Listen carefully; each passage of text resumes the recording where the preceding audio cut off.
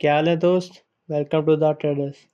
तो फोरकास्ट अपना हम स्टार्ट करते हैं। अब पहले हम आएंगे फॉरेक्स फैक्ट्री के ऊपर और देखते हैं न्यूज़ कौन कौन सी है। तो रात 12 बजे FOMC थी, हाई इम्पैक्ट न्यूज़। इस भाई न्यूज़ ने बहुत कमाल किया है, देखी है अच्छी, बहुत कमाल इम्पैक्ट था इसका। इसके बाद 12:30 बजे भी FOMC की ने एक प्रेस कॉन्फ्रेंस थी। अब हम बात करें जो न्यूज़ आनी है, तो JPY इनका पता नहीं कब आएगी। शाम के 5 बजे तीन हाई इम्पैक्ट जीबीपी की तीन हाई इम्पैक्ट न्यूज़ है। ठीक है, तो अगर आप जीबीपी में करते हो तो ध्यान से। और 6:30 बजे दो हाई इम्पैक्ट और दो ही मीडियम इम्पैक्ट यूएसडी की न्यूज़ हैं, तो उसको भी ध्यान में रखना। ठीक है, और 8 बजे एक सिर्फ मीडियम इम्पैक्ट न्यूज़, इसको छोड़ो। इसके बाद हम आएंगे हमारे H1 के ऊपर, चार्ट और एनालाइज करते हैं। चलो, तो हमने ये मार्क किया था, और सॉरी वो नहीं आया था फोरकास्ट कल, लेकिन खैर मार्केट ने क्या किया, डाउन की तरफ सेल के अंदर एक न्यू बीओएस दिया हमें, उसके बाद एक और न्यू बीओएस दिया। लेकिन ये देख रहे हो, ये कैंडल्स, एक ये दो, ये दोनों हैं भाई FOMC का नतीजा। मेन इम्पैक्ट जो इसका आया था, इसका जो रिजल्ट आया वो ये बड़ी कैंडल देखो, ये थी FOMC की कैंडल। उसके बाद 12:30 बजे न्यूज़ आनी थी, उसका इफेक्ट ये था, और अभी मार्केट यहाँ पर है। ठीक है, इसके हिसाब से मेन तो यही बनता है कि मार्केट यहाँ से सेल जाएगी। ओके, लेकिन ये जो हमने मार्क किया था, तो ये चेक कर लेते हैं कौन सा है। ये था हमारा डेली का ऑर्डर ब्लॉक।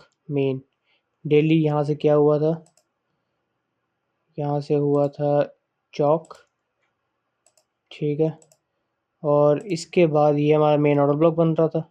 ठीक है, तो उसकी वजह से अब मार्केट यहाँ पर आकर, अगर इसने जाना होगा बाय के अंदर, तो यहाँ पर आकर H1 चेंज करेगी। यहाँ पर अब एक न्यू H1 का BOS देने के बाद H1 चेंज करे, चेंज करने के बाद फिर बाय में जाएगी।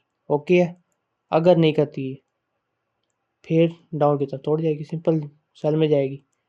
फिर डेली भी सेल में हो जाएगा। सब कुछ मतलब देख के ध्यान से चलना। हम फिर भी H4 भी फिर भी देख लेते हैं।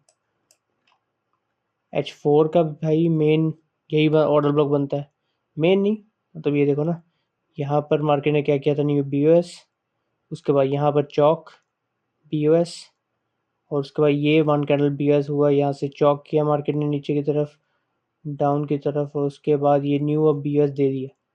अब यही इसका हाई है।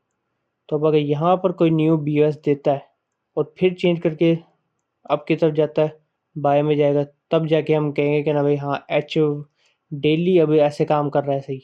अगर नहीं तो यहाँ पर नीचे सेल के अंदर तोड़ के चली जाएगी। तो मतलब इतना वो रॉकेट साइंस नहीं है। ठीक है, बस ध्यान से देख कर करना, बाकी ओके। ठीक है, 5 मिनट कन्फर्मेशन को ना भूलना, और लिक्विडिटी वगैरह भी देख ही लेते हैं यहाँ से। ठीक है, हाँ, तो भाई ये चेक करो, ये लिक्विडिटी है। ठीक है, इसको ध्यान में रखना। बट लिक्विडिटी अब जैसे ये है, अभी फिर एक तरीके की ये भी अभी लिक्विडिटी ही बनी है। ठीक है, तो इस चीज़ को भी ध्यान में रख के, मतलब आप किसी चीज़ को भी लिक्विडेट कर सकते हो। ऐसे तो ये भी ऊपर है, मतलब अगर ये अब ब्रेक करती है, बाय में अब जाएगी, तो फिर ये सारी लिक्विडिटी पड़ी है, इसे भी स्वीप करना है मार्केट ने। तो मतलब लिक्विडिटी काफ़ी ज़्यादा जगह पर पड़ी है, तो बस आपने देख कर फिर ट्रेड करनी है। ओके, आज के लिए इतना बहुत है।